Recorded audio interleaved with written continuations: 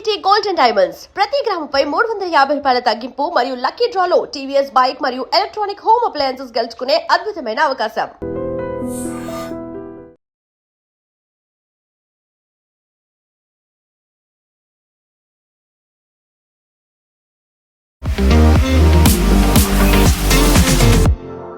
నమస్తే, నేను Kavitha. Welcome to I dream news and నిజాలు.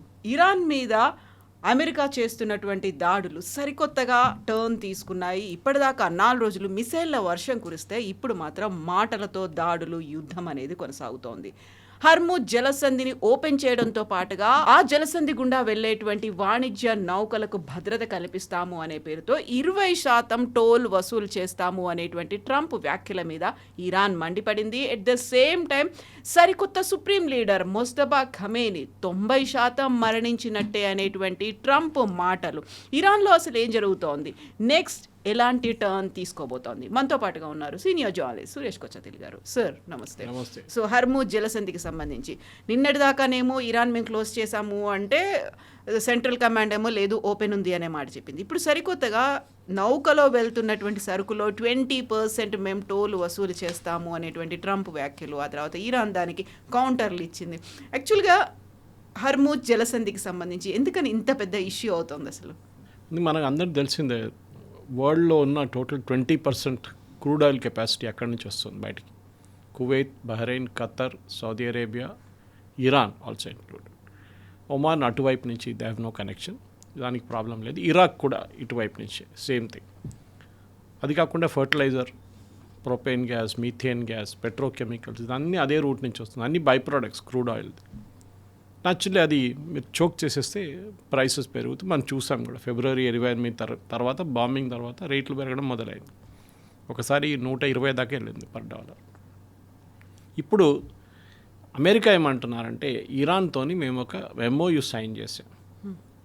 మనం దాని గురించి చాలా మాట్లాడాము. MOU was very badly drafted అని అందరూ ఇప్పుడు అగ్రీ చేస్తున్నారు. Specifically point number 5, Iran will administer the strait of Hormuz అని చెప్పారు. దాని తర్వాత ఇంకా కొన్ని లైన్లు కూడా ఉన్నాయి. అడ్మినిస్టర్ వర్డ్ మీద ఇప్పుడు ఇరాన్ కొట్లాడుతున్నారు. వాళ్ళేమంటారు, అడ్మినిస్టర్ అంటే మేము దాన్ని ఆ స్ట్రెయిట్ని మేమే నడిపించుకోవచ్చు అని మీకు రైట్ ఇచ్చేసారు మాకు. అది అమెరికా అంటున్నారు, సారీ అది మీ ఇంటర్ప్రిటేషన్, అట్లా కాదు. అడ్మినిస్టర్ అంటే చూసుకోండి, అక్కడ షిప్లు పోతుంటే చూసుకోండి అంతే. సో వీళ్ళు వాళ్ళ మీద దాడి చేయడం మొదలుపెట్టారు. ఇరాన్ మనకు తెలిసిందే, అది ఒమాన్ రూట్ తీసుకున్నారు అందరూ. ఒమాన్ నుంచి వెళ్ళకూడదు, మా వైపు నుంచి వెళ్ళాలని షిప్ మీద దాడి చేస్తారు. Tit for tat. ఒక షిప్ని కొడతారు, అమెరికా వచ్చి మళ్ళీ వీళ్ళ మీద దాడి చేస్తారు, మళ్ళీ ఇంకో షిప్ని కొడతారు, మళ్ళీ వీళ్ళు. లాస్ట్లో ప్రెసిడెంట్ ట్రంప్కి తెలిసింది ఏంటంటే ఇది ఎక్కువ రోజులు ఇట్లా చేస్తే it will only get postpone, solution ఉండదు. సొల్యూషన్ ఏంటంటే ఇరాన్ దగ్గర ఉన్న అసెట్స్ని డిగ్రేడ్ చేయడం. ఇప్పుడు మీ దగ్గర 10 మిసైల్ లాంచెస్ ఉంటే దాంట్లో ఫస్ట్ డే నేను 5 కొట్టేస్తాను, నెక్స్ట్ డే 2 కొట్టేస్తాను, మూడో డే 1 కొట్టేస్తాను, లాస్ట్ మీ దగ్గర ఏం మిగలదు. అది వాళ్ళ logic. Same with drone launches. Drone launch చేయడానికి ఒక లాంచర్ ప్యాడ్ కావాలి. చిన్న ట్రక్ కూడా ఉండొచ్చు, చిన్న ఒక ట్రక్ నుంచి లాంచ్ చేయొచ్చు. అది ఇక్కడ అది కూడా వాళ్ళు డిస్ట్రాయ్ చేయడం మొదలుపెట్టారు. ఇదంతా మోస్ట్లీ ఇప్పుడు చేస్తున్న యాక్టివిటీ అంతా స్ట్రెయిట్ ఆఫ్ హార్ముజ్ నుంచి ఉంది. ఇప్పుడు నిన్న జరిగిన బాంబింగ్లో ఒకటి బందర్ అబ్బాస్ వాళ్ళ మెయిన్ పోర్ట్ మీద దాడి చేశారు, అది మొన్న కూడా చేశారు. అది కాకుండా బుషేర్ అని చెప్పి వీళ్ళది ఒక న్యూక్లియర్ పవర్ ప్లాంట్, దాని దగ్గర కూడా దాడి జరిగింది, కానీ స్పెసిఫిక్స్ రావట్లేదు ఎప్పుడు దాకా. అది కాకుండా అబూ మూసా అని చెప్పి వీళ్ళ దగ్గర ఇంకో టెరిటరీ ఉంది, అక్కడ కూడా దాడి చేశారు. దెన్ కిష్ ఐలాండ్, ఈ ఒక చిన్న ఐలాండ్ ఉంది, దాని మీద కూడా దాడి చేశారు. IRGC ప్రెజెన్స్ అక్కడ ఉంది, కెషమ్ ఐలాండ్ పక్కన ఇది. సో అట్లాంటి అమెరికా ఏం చేస్తున్నారు అంటే ప్రతి చోట వీళ్ళ దగ్గర IRGC దగ్గర ఉన్న అసెట్స్ని కొడుతున్నారు. మీరు చూడండి, వాళ్ళు పొలిటీషియన్స్ని ముట్టట్లేదు, పొలిటీషియన్స్ వాళ్ళకి కావాలి. సో వీళ్ళు దాడి చేస్తున్న వీళ్ళ మీద IRGC అసెట్స్ మీద కొట్టి లాస్ట్లో బహుశా ఇంకొక 10-20 రోజుల్లో ఇరాన్ దగ్గర మిసైల్ ఫైరింగ్ మీద కూడా వాళ్ళకి ఏం ఉండకపోవచ్చు. ఇప్పుడు వాళ్ళు ఏం చేస్తున్నారు, అమెరికా కొట్టంగానే ఇమ్మీడియట్లీ జార్డన్ మీద, UAE, Khattar, Bahrain, even Oman మీద దాడి చేస్తున్నారు. ఇన్ఫ్యాక్ట్ ద ఓన్లీ కంట్రీ వాళ్ళు బాంబ్ చేయలేదు ఈసారి సౌదీ అరేబియా. అక్కడ ఒక సపరేట్ గొడవ ఉంది, దాని గురించి కూడా మనం మాట్లాడాలి. హూతీలు సౌదీ ఇట్లా నడుస్తున్న గొడవ. ఇప్పుడున్న ఈ పరిస్థితిలో ప్రెసిడెంట్ ట్రంప్ మీరు చెప్పినట్లు కొత్త అనౌన్స్మెంట్ చేశారు, I'm the Guardian angel of Hormuz అని చెప్పి. అదేదో పాత టైటానిక్ సినిమా చూసినట్లు గార్డియన్ ఏంజిల్ లాగా వచ్చి అందరినీ కాపాడుకుంటాం మేము అని చెప్పేటట్లు ఉంటుంది. గార్డియన్ ఏంజిల్ ఏం చేస్తారు? ఓకే, మేము 20% టోల్ చార్జ్. ఎందుకు? మిమ్మల్ని ప్రొటెక్ట్ చేస్తున్నాం మేము. ఒక సేవియర్ లాగా. సో రేపు ఇరాన్ వచ్చి నేను డిస్కౌంట్ ఇస్తాను, నేను 10% చేస్తానంటే ఏమంటారు అప్పుడు? అది చాలా ఎక్కువే, మేము ఇంకా తక్కువలోనే చేస్తాం ఇరాన్ కూడా అంటోంది. సో ఇది ఒక జోక్ లాగా మారిపోయింది ఇప్పుడు. హైపోథెటికల్ తీసుకుందాం కవిత గారు. ఓకే, 20% టోలింగ్ మొదలు పెట్టారు వీళ్ళు. 6 నెలల దాకా ఉంటారా యూఎస్ అక్కడే? వాళ్ళ షిప్లన్నీ ఉంచుకొని 6 నెలలు సీలో ఉంటారా? ఉండలేరు. ఏదో ఇది అయిపోతే వెళ్ళిపోతారు అనుకుంటున్నా, కానీ వాళ్ళు అక్కడే ఉంటారా? 2 సంవత్సరాల తర్వాత అక్కడే ఉంటారా? No, that is not the solution. The solution ఏంటంటే ఇరాన్ని కంప్లీట్గా మీరు డిగ్రేడ్ చేసి ఇరాన్లో ఒక రెజీమ్ చేంజ్ తీసుకొస్తేనే ఇది మారుతుంది. అప్పుడు దాకా జరగదు ఇదంతా. ఇది మనం గుర్తుపెట్టుకోవాలి. స్పెసిఫిక్గా ఇరాన్లో ఇప్పుడున్న ప్రాబ్లం ఏంటంటే వాళ్ళకి 300% inflation as of yesterday. 300% inflation. ఆలోచించండి. ఈ ఇన్ఫ్లేషన్ని వాళ్ళు తట్టుకోవాలంటే వాళ్ళకి రెవెన్యూ కావాలి. వీళ్ళేం చేశారు? రెవెన్యూ కోసం ఇప్పుడు నిన్న సాయంత్రం నుంచి మళ్ళీ వీళ్ళు యుఎస్ వాళ్ళ బ్లాకేడ్ మొదలుపెట్టారు, నేవల్ బ్లాకేడ్. అంటే నౌ ఇరానియన్ షిప్స్ లోపలికి రావడానికో బయటికి వెళ్ళడానికే కాదు, ఇరానియన్ కస్టమర్స్ కూడా వాళ్ళ వైపు నుంచి పంపిస్తున్న కంటైనర్ కానీ వాళ్ళ పంపిస్తున్న కార్గో ఇరాన్కి చేరుకోదు. నిన్న మాట్లాడినప్పుడు ఒక మాట అన్నాం, తజికిస్తాన్ నుంచి వస్తున్న ఒక రైల్వే ట్రాక్ని కొట్టారు అమెరికాని. అది చాలా క్రూషియల్ రైల్వే ట్రాక్ ఉండే. అది మషాడ్, ఈ మన ఖమేనీ హోమ్ టౌన్ దగ్గర ఉండే. అది అక్కడ వాళ్ళ బ్రిడ్జ్ మీద కొట్టారు వాళ్ళు, కనెక్షన్ కట్ అయ్యేట్టుగా. కరెక్ట్. సో తజికిస్తాన్ చైనా నుంచే రాదు ఇప్పుడు వాళ్ళకి ఒకటే రూట్ ఏముందంటే పాకిస్తాన్ నుంచి.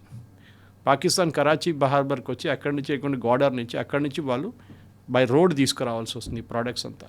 కానీ ఇప్పుడు అది అంత ఈజీ కాదు. పాకిస్తాన్ని కూడా ట్రాక్ చేస్తున్నారు అమెరికా. ఇప్పుడు జరగబోయేది ఏంటంటే అమెరికా వైపు నుంచి మేజర్గా వాళ్ళ అసెట్స్ని ప్రొటెక్ట్ చేసుకుంటున్నారు. అంటే వాళ్ళ అసెట్స్ ఎక్కడ? వాళ్ళ నేవల్ అసెట్స్ ఉంది బహ్రెయిన్లో, కువైట్లో ఉంది, వాళ్ళ ఎయిర్ ఫోర్స్ అసెట్స్ ఉన్నాయి, ఖతర్లో ఉంది, ఒమాన్లో ఉంది, అన్ని చోట్ల వాళ్ళకి బేసెస్ ఉన్నాయి. ఇప్పుడు వాళ్ళు ఏం చేశారంటే వాళ్ళ బేస్లో ఉన్న మ్యాక్సిమం 90% వాళ్ళ ఎంప్లాయీస్ అంటే వాళ్ళ సర్వీస్ మెన్ అండ్ సర్వీస్ ఉమెన్ని అక్కడి నుంచి మార్చేశారు. ఓన్లీ 10% ఎమర్జెన్సీ క్రూజ్ని పెట్టారు. వారు ఇప్పుడు వాడుకుంటున్న బేసెస్ అవుట్ సైడ్ గల్ఫ్ ఉంది. ఇప్పుడు ఫర్ ఎగ్జాంపుల్ జార్డన్ నుంచి, యూకే నుంచి, ఇటలీ నుంచి. దానికోసం నిన్న 13 మంది లిస్టులో వీరి పేర్లు ఉన్నాయి. జాక్ స్టామర్ పేరు ఉంది, కియర్ స్టామర్, మెలోనీ పేరు ఉంది. ఎందుకంటే అక్కడి నుంచి టేక్ ఆఫ్ చేస్తున్నారు అమెరికా. ఇప్పుడు వాళ్ళ ఎయిర్క్రాఫ్ట్ యూస్ చేస్తున్నారు. అది కాకుండా టామహాక్ క్రూజ్ మిసైల్స్ యూజ్ చేస్తున్నారు షిప్స్ నుంచి. ఇరాన్కి ఇప్పుడు అమెరికా మీద డైరెక్ట్ దాడి చేయలేకపోతే వాళ్ళు ఇండైరెక్ట్గా ఈ టెరిటరీస్ మీద కొడుతున్నారు. దాన్ని సౌదీ అరేబియా ఒక అగ్రిమెంట్కి వచ్చారనుకుంటా ఇరాన్తో. దానికోసం సౌదీ మీద దాడి చేయట్లేదు. కానీ డెఫినెట్గా ఇరాన్ మీద ఇన్ని రోజులు ఇరాన్ని చేస్తారు.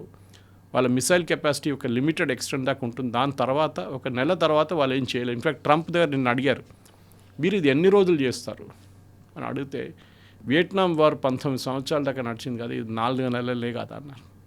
అంత ఓపిక ఉందా? ఇప్పుడు మళ్ళీ ట్రంప్ టర్మ్ కూడా అయిపోతుంది కాబట్టి అప్పుడు దాకా వెళ్ళదు అనుకోండి. ఇది బేసిక్లీ ఏం చెప్తారు, ఒక వెయిటింగ్ గేమ్ ఇది.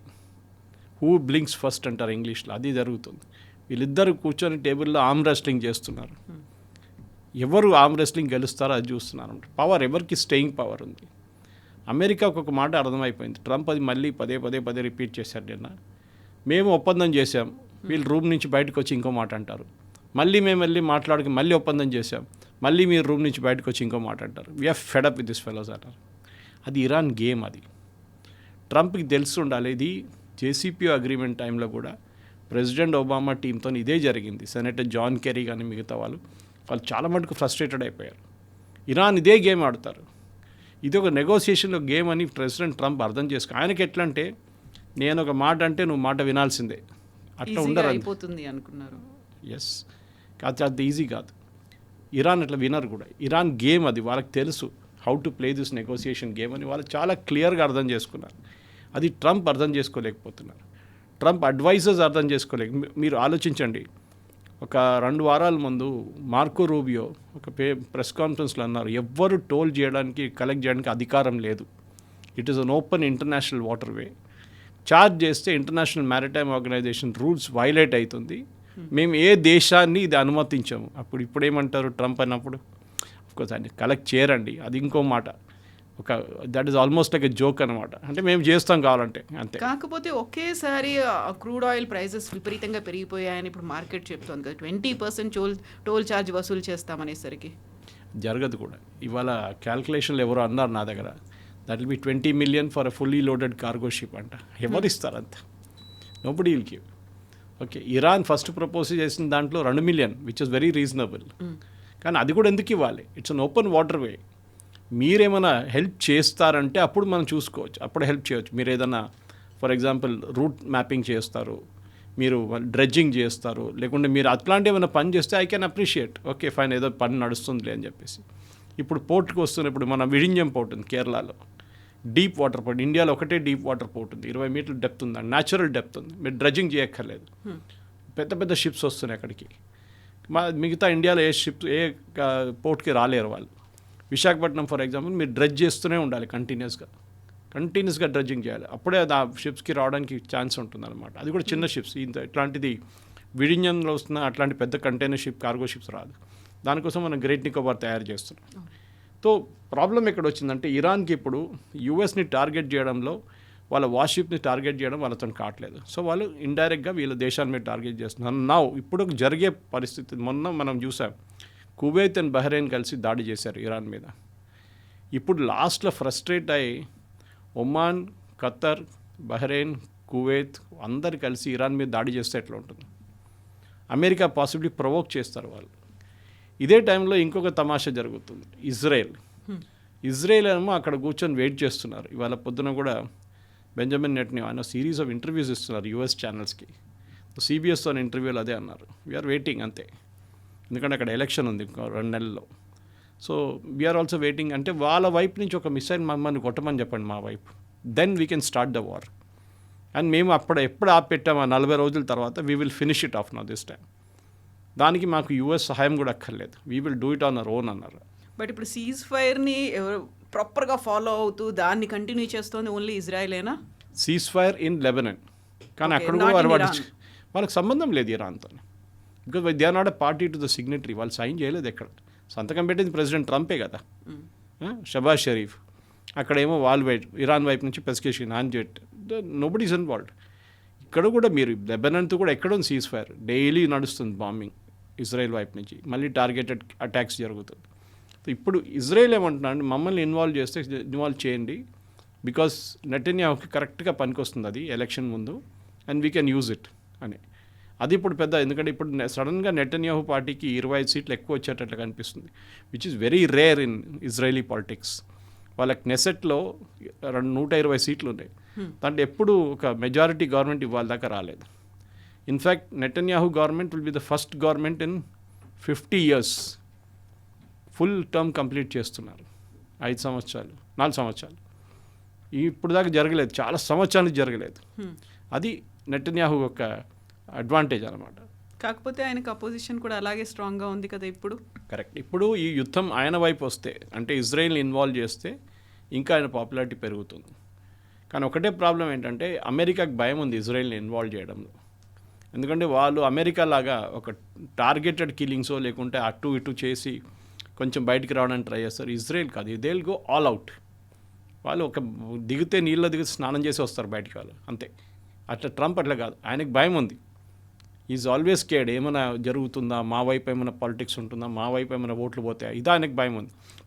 ఆయిల్ ప్రైసెస్ ఫర్ ఎగ్జాంపుల్ మీరు చెప్పేది చూడండి, 86 దాకా వచ్చినాయి ఇప్పుడు per dollar. Brent crude is benchmark మనకి 68 దాకా తగ్గింది ఇప్పుడు పర్ బ్యారెల్. ఇప్పుడు that is a big factor. కానీ ట్రంప్ ఏమంటున్నారు, అది ఓకే కొన్ని రోజులే కదా, నేను మొత్తం ఖతం చేస్తే మళ్ళీ పడిపోతుంది రేట్లు, టెన్షన్ లేదులే అంటున్నారు. So is prepared for it and mentally is prepared అనమాట. అదే టైంలో నేను చెప్పాను చూడండి, ఇంకొక పెద్ద issue Saudi Arabia and Yemen నడుమిట్లో.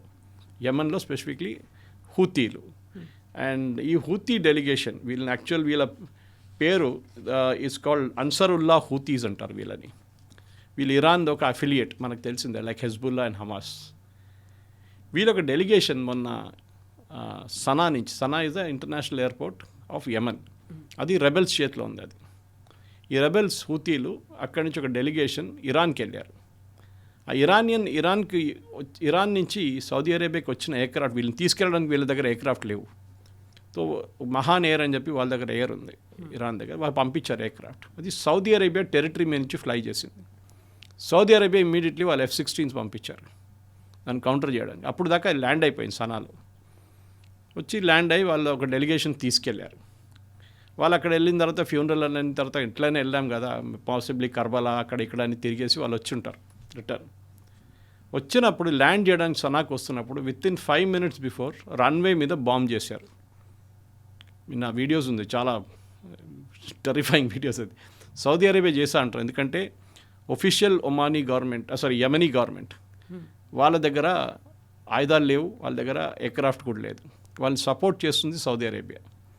మీకు గుర్తుంటుంది కవిత గారు, ఒక 6 నెలల ముందు సౌదీ అరేబియా అండ్ UAE నడిమిట్లో ఒక చిన్న ఘర్షణ జరిగింది. చిన్నది కాదు, పెద్దది యాక్చువల్లీ. అదేంటంటే యెమెన్లో 3 ఫ్యాక్షన్స్ ఉన్నారు. ఒకటి హూతీలు sitting in middle Sanaa and surrounding areas, వాళ్ళు కంట్రోల్ చేస్తున్నారు. లెఫ్ట్ సైడ్ వాళ్ళది ఇటువైపు is the official government of Yemen, అందరూ వాళ్ళనే రికగ్నైజ్ చేస్తారు, ఈవెన్ మనం కూడా. సౌదీ అరేబియా వాళ్ళని కంప్లీట్గా ఫైనాన్స్ చేసి ఆయుధాలు ఇచ్చి అన్నీ వాళ్ళు నడుపుతుంది. ఎందుకంటే సౌదీ అరేబియా టెరిటరీ పక్కనే కదా అయ్యాం, వాళ్ళకి స్టెబిలిటీ కావాలి. అది కూడా కాదు, వాళ్ళ north west east west pipe line ఒకటి ఉంది. ఆ ఈస్ట్ వెస్ట్ పైప్ లైన్ 1200 కిలోమీటర్ల నుంచి వచ్చి యాన్బూ పోర్ట్ అనే ఒక పోర్ట్ ఉంది, అది జస్ట్ నెక్స్ట్ టు యెమెన్ ఉంది.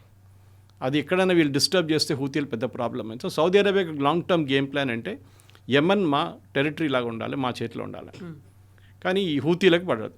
హూతీలు దీనికన్నా ముందు కూడా సౌదీ అరేబియా మీద దాడి చేశారు, సౌదీ అరేబియా బాంబ్ చేశారు హూతీల మీద. ఒక 3వ ఫ్యాక్షన్ ఉండే అక్కడ, అది ఇప్పుడు కూడా ఉందనుకోండి, సదర్న్ టెరిటోరియల్ అలయన్స్ STA. వీళ్ళని UAE సపోర్ట్ చేస్తుండే ముందు టిల్ అబౌట్ 6 months.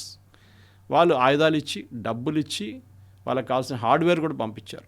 6 నెలల ముందు వాళ్ళకు 36 వెహికల్స్ పంపించారు, మిలిటరీ వెహికల్స్ షిప్లో. ఈ సదర్న్ టెరిటోరియల్ అలయన్స్ పంపిస్తే అది పోర్ట్ నుంచి బయటికి వచ్చి వాళ్ళు అవుటర్ పెరిమీటర్ దగ్గర పెట్టారు. సౌదీ అరేబియా దాన్ని బాంబ్ చేశారు. అప్పుడు UAE అడిగారు, ఎందుకు మా దానికి ఎందుకు బాంబ్, హూతీలు అంటే మేము అర్థం చేసుకోవచ్చు, మా మీద ఎందుకు బాంబ్ చేసి, you have no right to be there, మీరు ఇక్కడి నుంచి వెళ్ళిపోవాలి, మీరు ఈ యుద్ధాల్లో ఇన్వాల్వ్ కాకండి. సో మిడిల్ ఈస్ట్ అంటే మనం ఇరాన్, ఖతర్ వీళ్ళు అనుకోండి, వీళ్ళ నడిమిట్లో పెద్ద గొడవ ఉంది ఇక్కడ. సౌదీ అరేబియా హూతీలకు పడదు అసలు. సో హూతీలు అండ్ యాక్చువల్లీ వాళ్ళు షియా వాళ్ళు, అండ్ వీళ్ళందరూ ఒఫిషియల్గా ఈ కోమ్ అని చెప్పి ఇరాన్లో ఒక వాళ్ళ హోలీ ప్లేస్ ఉంది ఒకటి. కోమ్ నుంచి చదువుకొని వచ్చిన అక్కడున్న మద్రసాలు చదువుకొచ్చిన వాళ్ళు వీళ్ళందరూ ఈ హూతీలు, అన్సరుల్లా హూతీలు అంటారు వీళ్ళని. సో హూతీల మీద సౌదీ అరేబియా ఇప్పుడు రెగ్యులర్గా దాడి. సో నిన్న ఈ ప్లేన్ ల్యాండ్ కావడానికి వచ్చినప్పుడు బాంబ్ చేశారు. సనా గవర్నమెంట్ ఏమంటున్నారంటే, ఒఫిషియల్ గవర్నమెంట్ ఏమంటున్నారంటే, యెమెనీస్ గవర్నమెంట్ దాంట్లో మిస్సైల్స్ తీసుకొస్తున్నారు, ఆయుధాలు తీసుకొస్తున్నారు, ప్యాసింజర్లు ఒక్కరే కాదని చెప్పి. లాస్ట్లో ఎయిర్క్రాఫ్ట్ వాళ్ళ దగ్గర పోర్ట్ టౌన్ ఉంది, దాని దగ్గర ఇంకొక చిన్న రన్వే ఉంది, అక్కడ ల్యాండ్ అయిందన్నమాట. కానీ అక్కడ ల్యాండ్ అయ్యే ముందు అక్కడ కూడా వీళ్ళు బాంబ్ చేయడానికి ట్రై చేశారు, కానీ అది సక్సీడ్ కాలేదు సౌదీ అరేబియా. సౌదీ ఆఫ్కోర్స్ చెప్పట్లేదు మేము ఇన్వాల్వ్డ్ ఉన్నాను, ఎక్కడ మాట్లాడలేదు వాళ్ళు. అక్కడ ఒక పెద్ద యుద్ధం నడుస్తున్నప్పుడు ఇక్కడ చిన్న యుద్ధం ఒకటి నడుస్తుంది ఇక్కడ కూడా. సో అది స్టార్ట్ అయింది. మళ్ళీ నిన్న రాత్రి వీళ్ళు ఒక ఎయిర్పోర్ట్ మీద వీళ్ళు దాడి చేశారు. సౌదీ అరేబియాలో ఉన్న ఒక ఎయిర్పోర్ట్ మీద these people are bomb. Okay, అది అబ్హా ఎయిర్పోర్ట్ అని చెప్పి సౌదీ అరేబియాలో ఉంది, దాని మీద హూతీలు దాడి చేశారు మిస్సైళ్లతో, డ్రోన్. దాని డ్యామేజ్ మనకి ఇంకా అసెస్మెంట్ రాలేదు ఎంత డ్యామేజ్ అయిందనేది. అదే టైంలో ఇరాన్ వైపు నుంచి ఇప్పుడు ఇరాన్ని ఒక హెరాస్ చేయడానికి ఫర్దర్ నేవల్ బ్లాకేడ్ పెట్టేశారు ట్రంప్. ఆయన 17 తారీఖు అన్నారు, కానీ దానికన్నా ముందే పెట్టేశారు. ఇప్పుడు ఇరాన్కి వెళ్ళే షిప్లు, ఇరాన్ నుంచి బయటకు వచ్చే షిప్ పాత సిస్టమ్ లాగా విల్ నాట్ బీ అలౌడ్. ఇరాన్కి రెవెన్యూ ఉండదు. మొన్న ఇరాన్ మీద ఫైనాన్షియల్ ఇది కూడా పెట్టేశారు ట్రంప్, చాలా మటుకు మీరు ఏం చేయలేరు, మీరు ట్రాన్సాక్షన్ చేయకూడదు ఇంటర్నేషనల్ లెవెల్లో అని చెప్పి అది కూడా బ్లాకేజ్, కంప్లీట్ ఫైనాన్స్ బ్లాక్ చేసేసారు వాళ్ళది. ఇప్పుడు వాళ్ళు డబ్బులు కూడా తీయలేరు, డబ్బులు పెట్టలేరు ఎక్కడ ఏ బ్యాంక్ నుంచి కూడా. ఇది ఇప్పుడున్న పరిస్థితి. ఇంకా ముందుకెళ్తూ బహుశా ఒక వారం తర్వాత ఏం జరుగుతుందని అందరు అడుగుతున్నారు, 2 రోజులు ఏం జరుగుతుందని నేను అడుగుతున్నాను. అన్సర్టనిటీ ఉంది, ఒక స్టేబుల్గా అనేది కనిపించట్లేదు, అనిశ్చితి, క్రైసిస్ అనేది ఇవన్నీ ఉన్నాయి. ఇందులోనే మళ్ళీ ట్రంప్ ఇంకొక కీలకమైనటువంటి ఒక స్టేట్మెంట్ ఇచ్చారు మొజ్తబా ఖమేనీకి సంబంధించి. ఆయన 90% చనిపోయినట్టే అనేది. 90% చనిపోవడం అంటే ఏంటి? కోమాలో ఉన్నాడు అనమాట. సో ఆబ్వియస్లీ, ఎందుకంటే ఆ రోజు మీకు గుర్తుంటుంది, ఫిబ్రవరి 28 తారీఖు బాంబింగ్ జరిగినప్పుడు ఈ మీటింగ్లో ఆయన ఉన్నారు. ఏది వాళ్ళ ఫాదర్ 40 కమాండర్లతో మీటింగ్ నడుస్తున్నప్పుడు ఆయన అక్కడ ఉన్నాడు, కానీ ఫర్ అ ఫ్యూ మినిట్స్ ఈ స్టెప్డ్ అవుట్ అని చెప్పి అమెరికా స్టేట్మెంట్ ఇచ్చారు. అప్పుడే బాంబింగ్ జరిగింది. అందరికి డౌట్ వచ్చింది ఏంటంటే ఇదేంటి ఒక సీరియస్ మీటింగ్ ఉన్నప్పుడు స్టెప్ అవుట్ చేయడం ఏంటి, ఆయన ఎలా బయటికి వెళ్ళారు, ఎందుకు బయటికి వెళ్ళారు, ఎలా కాదు ఎందుకు బయటికి వెళ్ళారు, was he a part of the scheme of things or ఆయనకు ఏదో ముందే మెసేజ్ వచ్చి ఉంటుంది, ఆయన ఒక్కరు పక్కన వెళ్ళిపోయారంట. సో అంత సీరియస్ ఇంజరీ రాలేదు, మిగతా అందరూ వైపౌట్ అయిపోయారు, ఇంక్లూడింగ్ వాళ్ళ ఫ్యామిలీ మీటింగ్లో లేరు, అదే బిల్డింగ్లో ఉన్నారు. ఆ బిల్డింగ్ కింద ఉన్న వాళ్ళ మీద కూడా ఇంపాక్ట్ పడింది, 14 months old బేబీ కూడా చనిపోయింది. కానీ ఈయన కాంపౌండ్ నుంచి బయటికి వెళ్ళారంట అప్పుడు ఆ టైంలో. So we don't know the real story ఏం జరిగింది అనేది. ఇప్పుడు కవిత గారు మొన్న కూడా మనం మాట్లాడుతూ చెప్పాం, ఒక మెయిన్ ఫ్యాక్టర్ అమెరికా ఏంటంటే ఈ ముస్తఫా ఖమేనీ లేరని చెప్పారనుకోండి, ఐఆర్జీసీ కొలాప్స్ అయిపోతుంది. That is 100%. వీళ్ళు ఐఆర్జీసీ మీదే దాడి చేస్తున్నారు. వీళ్ళు చూడండి, వీళ్ళు అమెరికా వీళ్ళ వ్యతిరేకంగా మాట్లాడలేదు, ఎవరు అరాచీ కానీ గాలిబాఫ్ కానీ, వీళ్ళిద్దరు కూడా ఎక్కువ నాయిస్ చేయట్లేదు, ఇప్పుడు లొల్లి చేయట్లేదు. వీళ్ళు దే ఆర్ వెరీ క్వైట్, అప్పుడప్పుడు ఒక స్టేట్మెంట్ ఇస్తున్నారు అంతే, కానీ వాళ్ళు పెద్ద స్టేట్మెంట్ ఇవ్వట్లేదు. మొన్న జరిగిన ఫ్యూనరల్లో మీకు చెప్పాను కూడా నేను, అరాచీ మీద రాళ్లతో దాడి చేశారు అక్కడ ఉన్న కొంతమంది, పెస్కేషియన్ సెక్యూరిటీ గార్డ్స్ని కొట్టారు. ఇట్లాంటి పరిస్థితుల్లో పొలిటికల్ వింగ్, అక్కడున్న పొలిటికల్ వింగ్ చాలా కేర్ఫుల్ ఉన్నారు. అహ్మదీజనాద్ అని చెప్పి వీళ్ళ పాత ఒక ప్రెసిడెంట్ ఉండే, ఆయన హౌస్ అరెస్ట్లో ఉన్నారు. నిన్న ఆయన హౌస్ అరెస్ట్ ఇంకా కొంచెం స్ట్రిక్ట్ చేసేసారు. ఆయన ఇజ్రాయేలీ ఏజెంట్ అని చెప్తున్నారు ఆయన. ఇప్పుడు బహుశా ఆయన చంపేస్తారు కూడా, అది కూడా జరగవచ్చు నెక్స్ట్ 1 weekలో. సో ఆ పరిస్థితిలో ఉన్నారు. ఇప్పుడు ఇరానియన్ రెవల్యూషనరీ గార్డ్ మీదే అమెరికా ఫోకస్ అంతా ఉంది. వాళ్ళ దాడి చేయడమే, వాళ్ళ దాంట్లో అబు మూసా అనేది ఇంకా చాలా దూరం, నాట్ నియర్ ద కోస్ట్, దాని మీద దాడి చేయడం ఎందుకు, అక్కడే ఐఆర్జీసీ చాలా పెద్ద కమాండ్ సెంటర్ ఉంది, దాన్ని కొట్టారు. ప్రెసిడెంట్ ట్రంప్కి ఒకటే ఏమి, ఇప్పుడు ఆయనకు ఒక పర్సనల్ అంటే ఒక యాంగర్ ఉంది, కోపం ఉంది. ఏంటి, నా మీద దాడి చేయడానికి ఇరాన్ ప్లాన్ చేశారా, వీళ్ళకి ఎంత ధైర్యం అని చెప్పి ఆ ఒక కోపం ఆయనకు ఉంది.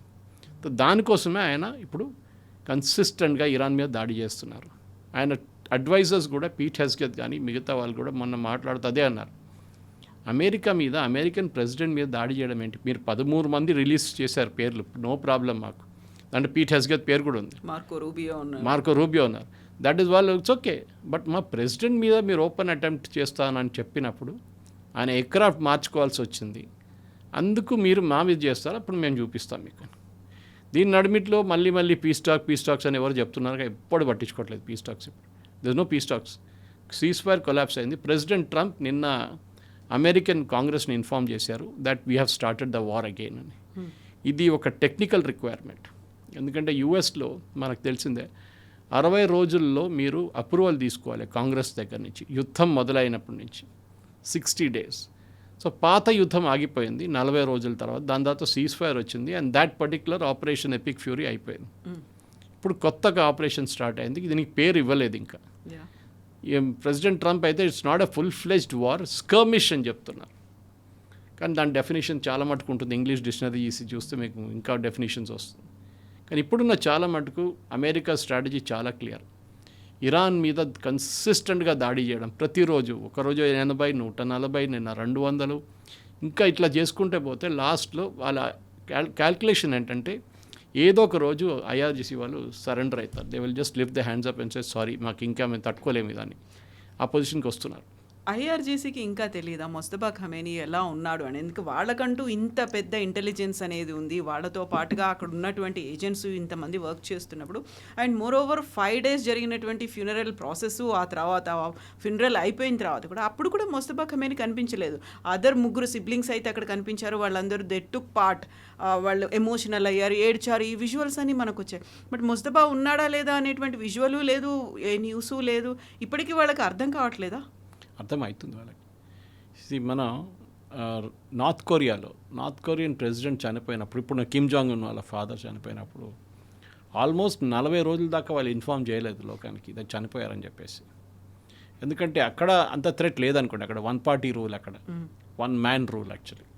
సో మీరు ట్రాన్స్ఫర్ ఆఫ్ పవర్ క్వశ్చన్ లేదు అక్కడ. ఇక్కడ ప్రాబ్లం ఏముందంటే కవిత గారు, దట్ ఐఆర్జీసీకి భయం ఏంటంటే ఇంకొక ఫ్యాక్షన్ టేక్ ఓవర్ చేసుకోవచ్చు ఇరాన్ని. వీళ్ళ నడిమిట్లో ఒక డివిజన్ తీసుకోవడానికి ట్రై చేస్తున్నారు. ఒకవైపు అమెరికా వైపు మారిపోతే రేపు వీళ్ళందరినీ చంపేస్తారు, ఆబ్వియస్లీ. మొత్తం సరెండర్ అయిపోయినట్టు situation. Everybody including Mustafa Khamenei. IRGC split అయిపోతుంది. ఎందుకంటే అదే అమెరికా చేస్తున్నారు. ఇది వీళ్ళు ఆఫ్ఘనిస్తాన్లో కూడా చేశారు, మీకు గుర్తుంటుంది. అల్ఖైదా మీద చేసిన దాడి తర్వాత దానికన్నా ముందు తర్వాత తాలిబాన్ తీసుకొచ్చారు. ఎందుకు తాలిబాన్ అల్ఖైదా కూడా సింబియాటిక్ రిలేషన్షిప్ ఉంది, కానీ తాలిబాన్ని స్ప్లిట్ చేసేసారు. ఇప్పుడు ఆ తాలిబాన్ పాకిస్తాన్ మీద గొడవ పెడుతోంది. గుడ్ తాలిబాన్ అని ఒక అవును టర్మ్ యూజ్ చేస్తుండే. ఈ గుడ్ తాలిబాన్ బ్యాడ్ తాలిబాన్ ఏంటనేది అప్పుడు ఇండియా అడిగారు ఒకసారి. దర్ నో డిఫరెన్స్ అని చెప్పేసి. క్వాలిటీస్ ఏముంటాయి వాళ్ళకి? ఇప్పుడు అఫ్కోర్స్ దాని తెహరీక తాలిబాన్గా మారిపోయారు, పాకిస్తాన్ మీద దాడి చేస్తున్నారు. ఇప్పుడు భస్మాసుర్ ఎఫెక్ట్ అంటారు నేను దాన్ని. ఇచ్చిన వరం శివుడు మీద ట్రై చేయడానికి ట్రై చేశారు. పాకిస్తాన్ కూడా అంతే, పాకిస్తాన్ సంగతి. ఇప్పుడు ఉన్న పరిస్థితుల్లో ఐ థింక్ ఐఆర్జీసీ చాలా వీక్ వికెట్లో ఉన్నారు. వాళ్ళ దగ్గర బహుశా ఇంకొక 15 రోజుల దాకా ఉన్న మిసైల్ స్ట్రెంగ్త్ వాళ్ళ దగ్గర ఉంది. దాని తర్వాత ఏం చేస్తారు? బికాజ్ నెక్స్ట్ స్టెప్ అమెరికాలోని కొంతమంది జనరల్స్ ఇవాళ పొద్దున అమెరికన్ ఛానల్స్లో మాట్లాడుతూ ఏమన్నారంటే, ఇప్పుడు ఒకసారి స్టేట్ ఆఫ్ హార్మోస్ని మొత్తం క్లీన్ చేసిన తర్వాత ఇంకో 4-5 రోజుల తర్వాత ఇప్పుడు బుషేర్ మీద కొట్టారు. Bushehr is the nuclear plant. Bushehr మీద కొట్టడం అంటే చాలా డేంజరస్. మొన్న Iranian I think it was Araghchi statement ఇచ్చారు, మీరు బుషేర్ కొడితే గుర్తుపెట్టుకోండి దీని ఇంపాక్ట్ యూఏఈ మీద ఉంటుంది, సౌదీ అరేబియా మీద ఉంటుంది అని చెప్పి. వాళ్ళు చాలా కేర్ఫుల్ ఉండాలి. వాళ్ళు కాంపౌండ్లో కొట్టారంటున్నారు, అంటే కాంపౌండ్లో బహుశా ఐఆర్జీసీ మిలిటరీ యూనిట్ ఉండొచ్చు, వాళ్ళ మీద కొట్టారు. కానీ న్యూక్లియర్ ప్లాంట్ ముట్టకూడదు ఎప్పుడు. That is unwritten law in the world అనమాట. మీరు ఎప్పుడు ఒక న్యూక్లియర్ ప్లాంట్ కొట్టకూడదు. కొడితే ఆ దేశానికి ఒకటే కాదు, పక్కనున్న వాళ్ళకు కూడా ఇంపాక్ట్ ఉంటుంది దానికి. ఇప్పుడు వీళ్ళు ట్రై చేస్తున్న ఏంటంటే ఇంటీరియర్ కొట్టడానికి ట్రై చేస్తున్నారు. ఐఆర్జీసీ ఎక్కడెక్కడ, ఫర్ ఎగ్జాంపుల్ తెహరాన్లో వారి కమాండ్ అండ్ కంట్రోల్ సెంటర్ ఉంది ఒకటి. అది యుద్ధం మొదలై 2 రోజులు వీళ్ళు కొట్టేశారు మొత్తం కంప్లీట్ ఆ బిల్డింగ్ని. ఇప్పుడు ఎక్కడో కొత్త ప్లేస్ నుంచి ఆపరేట్ చేస్తున్నారు. అదొకసారి యాక్షనబుల్ ఇంటెలిజెన్స్ వస్తే దాని మీద దాడి చేస్తారు. అది కాకుండా చాలా మటుకు ఇస్ఫహాన్ ఉంది, ఫర్దో ఉంది, తెహరాన్ ఉంది. ఇట్లాంటి చాలా మటుకు డిఫరెంట్ రీజన్స్లో కూడా వీళ్ళు డీసెంట్రలైజ్ అయిపోయారు. దాన్ని నెక్స్ట్ కొట్టడానికి they are already on the job అనమాట. బహుశా ఇంకొక 10 రోజుల్లో ఇంటీరియర్ ఇరాన్ మీద కొట్టడం అమెరికా మొదలు పెడతారు. అప్పుడు దాకా ఇజ్రాయెల్ మీద ఒక దాడి జరిగితే ఇజ్రాయెల్ వచ్చి మేము 40% చూసుకుంటాం, మీరు 60% చూసుకోండి అని చెప్పి వాళ్ళు డివైడ్ చేసుకుంటారు రోల్ అనమాట. కానీ ఇజ్రాయెల్కి చాలా ఇంపార్టెంట్. అమెరికాకి ఇంత ఇంపార్టెన్స్ లేదు, కానీ ఇజ్రాయెల్కి ఇరాన్లో ఉన్న రెజిమెంట్, ఇప్పుడున్న రెజీమ్ మారాల్సిందే, ఇప్పుడున్న గవర్నమెంట్ మారాలి. దానికి అహ్మదీనెజాద్ తీసుకొస్తారో లేకుంటే ఇంకెవరన్నా తీసుకొస్తారో వీఆర్ నాట్ షూర్. కానీ డెఫినెట్గా ఇజ్రాయెల్ దగ్గర ఒక గేమ్ ప్లాన్ ఉంది. వాళ్ళు ఫస్ట్ ఫేజ్లో ఫెయిల్ అయ్యారు. ఎస్, వాళ్ళు అనుకున్నారు ఖమేనీని కొట్టంగానే రెజీమ్ మారిపోతుందని. కానీ ట్రంప్, ఇప్పుడు తెలిసిపోయింది ట్రంప్ కూడా ఇరాన్తో డీల్ చేసి there is no use, absolutely no use, వీళ్ళని ఫినిష్ చేయాల్సిందే రెజీమ్. ఇంకొక 10 రోజులు ఇంటెన్స్ బాంబింగ్ ఉంటే ఇరాన్ ఫోల్డప్ అయిపోతారు. ఐఆర్జీసీ విల్ డెఫినెట్లీ ఫోల్డప్, దాంట్లో డౌట్ లేదు. ఇంతకాలం మాట్లాడని యునైటెడ్ నేషన్స్ సడన్గా నిన్న ఆంటోనియో గుటెరో ఒక మాట అయితే చెప్పారు, ఒక అనిశ్చితి అనేది ఉంది అక్కడ, హ్యూమన్ వాల్యూస్ లేకుంటే హ్యూమన్ లాస్ అనేది ఎక్కువ అవుతోంది, కొంచెం సంయమనం పాటించండి అని. దాన్ని అరాగ్చీతో సహా మిగతా ఇరానియన్ లీడర్స్ అంతా రీట్వీట్ చేస్తున్నారు, ఆయన ఏం మాట్లాడారు అనేదంతా మెన్షన్ చేస్తున్నారు. ఇప్పుడు ఎందుకు సడన్గా యునైటెడ్ నేషన్స్ మాట్లాడింది, ఇంతకాలం మాట్లాడలేదే? యునైటెడ్ నేషన్స్ ఒక డిబేటింగ్ సొసైటీ, వాళ్ళని ఎక్కువ సీరియస్గా తీసుకోక్కర్లేదు. ప్రెసిడెంట్ ట్రంప్ కరెక్టే చెప్పారు. ఆ ఒక మాట మీద నేను ప్రెసిడెంట్ ట్రంప్తో 100% అగ్రిమెంట్లో ఉన్నాను. నేను United nations useless body, absolutely useless. ఒక టైంలో ఎస్, యునైటెడ్ నేషన్స్ ఏంటి, ఎక్కడైనా పెద్ద గొడవ నడిస్తే, ఎక్కడైనా యుద్ధం నడిస్తే దాంట్లో వెళ్ళి వాళ్ళు ఒక రోల్ ప్లే చేయాలి. ఇప్పుడు ఇరాన్, యుఎస్, ఇజ్రాయెల్ ఇప్పుడు 4-5 నెలలు అవుతుంది. ఏమైనా చేశారా యుఎన్ వాళ్ళు? Only body, UN body which is involved is IAEA, international atomic energy agency. వాళ్ళకు ఒక స్పెసిఫిక్ రోల్ ఉంది యురేనియం కోసం. కానీ వీళ్ళదేముంది రోలు? యుఎన్ ఏం చేయట్లేదు, ఎవరు పట్టించుకోరు కూడా. అక్కడ జనరల్ అసెంబ్లీలో మాట్లాడతారు, లేకుంటే సెక్యూరిటీ కౌన్సిల్లో మాట్లాడతారు, ఓట్లు వేసుకుంటారు, దాన్ని ఎవరో వీటో చేస్తారో అయిపోతుంది. అబ్సల్యూట్లీ నథింగ్, దాని బయటికి ఏం రాదు అసలు. యుఎన్ అనేది ఐ థింక్ అవుట్లివ్డ్ ఇట్స్ పర్ఫార్మెన్స్, అయిపోయింది, దీన్ని డిస్బాండ్ చేయడం బెటర్. కానీ కొన్ని బాడీస్ యూస్ఫుల్ ఉంటుంది, యునెస్కో ఒకటి, WHO ఒకటి, ఇట్లాంటి కొన్ని బాడీస్ని మెయింటైన్ చేసుకోవాలి వాళ్ళు. కానీ జనరలీ యుఎన్, ఆంటోనియో గుటెరస్ కానీ ఎవరైనా కానివ్వండి, మనం చూసాం దే ఆర్ అబ్సల్యూట్లీ ఏ యుద్ధంలో వారికి ఏ రోల్ లేదు. ఇప్పుడు United nations piece keeping force అని మనం కూడా కాంట్రిబ్యూట్ చేస్తుంటాం దానికి. They are okay. సొమాలియాలో కానీ మిగతా చోట్ల ఎక్కడెక్కడ దేర్ ఆర్ రీజనల్ వార్స్ నడుస్తుంది, అక్కడ యునైటెడ్ నేషన్స్ని పీస్ కీపింగ్ ఫోర్స్ని పంపిస్తారు. కానీ వాళ్ళు కూడా పాపం ఎక్కువ ఆయుధాలు లేదు వాళ్ళ దగ్గర. They are fighting with one hand tied behind their back అంటారు చూడండి, అట్లా చేయి కట్టేసి వాళ్ళ ద్వారా యుద్ధం చేయమంటారు, అది కాదు. కానీ ఐ థింక్ గుటెరస్ ఈ రోల్ లేదు, వాళ్ళు ఎవరు సీరియస్గా తీసుకోరు, ఎస్పెషలీ ప్రెసిడెంట్ ట్రంప్కి అయితే యుఎన్ అనగానే ఆయన కోపం వస్తుంది ఆయన. అబ్సల్యూట్లీ ఫండింగ్ కూడా విత్డ్రా చేసుకున్నారు చాలా మటుకు అక్కడి నుంచి.